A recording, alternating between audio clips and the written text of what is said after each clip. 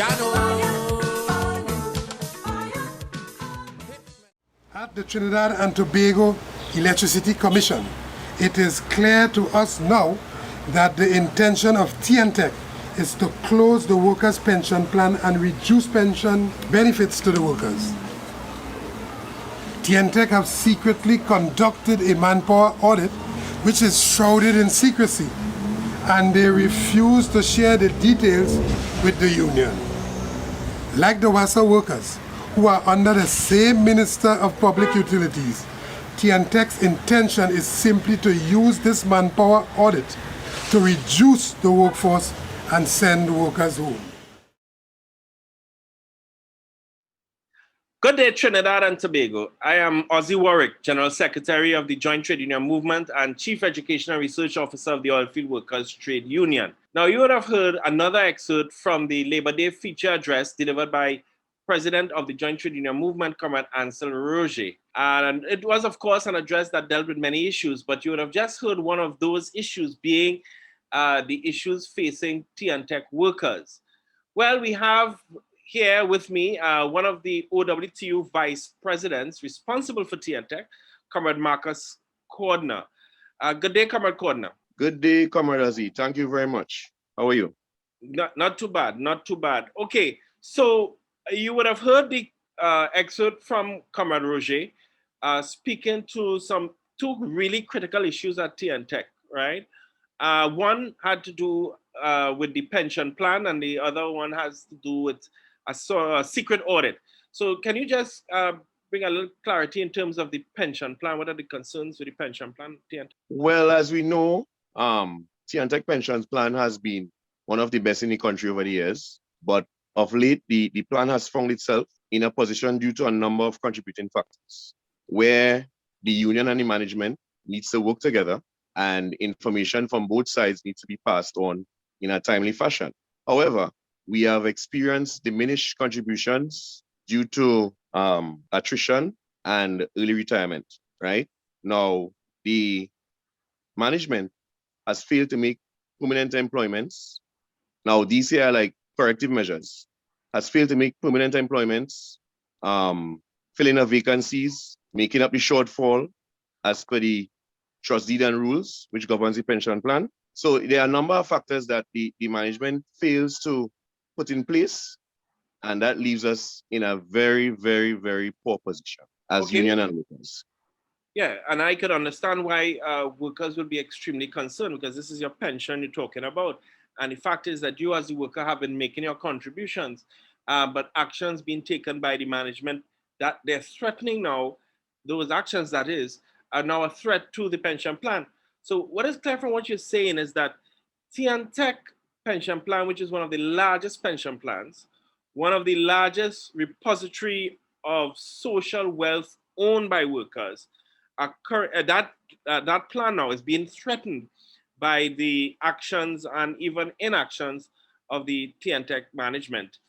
Clear to me, that is a direct attack on workers' wealth. The second issue, which is the secret audit, manpower audit that T&TEC is either trying to implement, want to implement, unilaterally implementing. Tell us a little bit more about this manpower audit. I think we should go with the latter, unilaterally implement.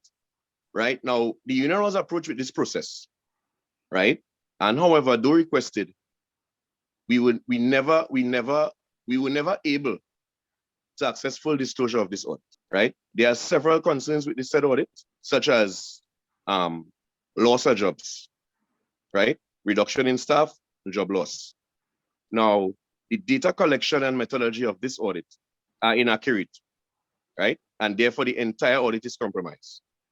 The union is pleading for full disclosure so that it may assist, right, in the corrective process of the audit to make sure that everything is done in the way that it was supposed to be done. Because now you're representing your members and you don't want to agree to something that you know nothing about, right?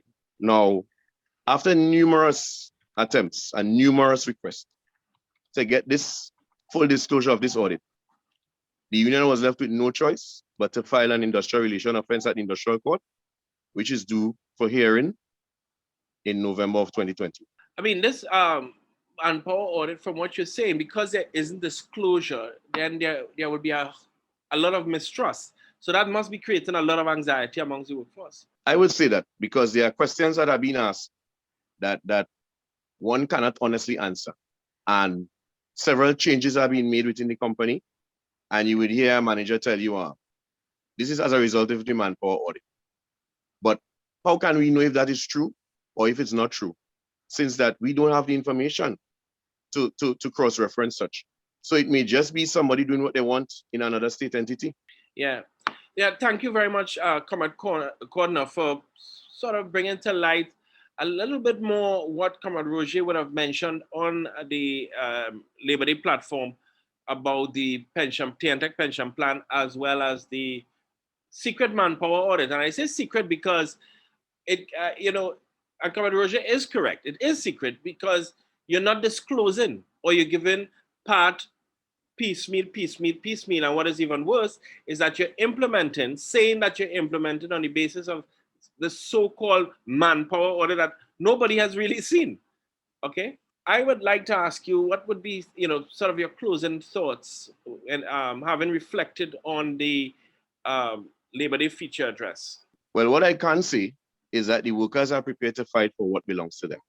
They are prepared to fight for their pension plan, and they are prepared to fight against any staff cuts that are unwarranted, right? Also, the workers will not be used in any way that will affect the public, or I should say, will not be used to pay for any of the mismanagement of T&TEC that has been going on over the years.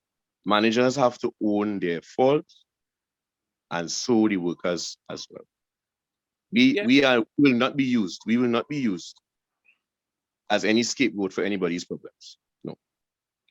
And I think you really hit the nail on the head there, Comrade Cordner, because that is what has been a sort of approach over the last few years, where workers are being made the scapegoat for everything. In fact, workers are being made to bear the full burden of economic adjustment, and workers are being blamed for the mismanagement and for poor decisions taken by various boards and ministers. And then you are seeing a pattern of arrogance. So, I'm sure that pattern of arrogance by management is also prevalent in T&TEC. That pattern of arrogance is prevalent in the entire country. And that is the problem with our governance. Thank you very much, Comrade Cordner, OWTU Vice President, responsible for T&TEC, responding to the issues that were raised by Comrade Roger on Labor Day with respect to the Trinidad and Tobago Electricity Commission. Let me take this opportunity, Comrade Cordner, on behalf of the labor movement, to thank the T&TEC workers. Let me even go so far as to say, on behalf of Trinidad and Tobago, really thank the T&TEC workers who ensure that we have a reliable supply of electricity.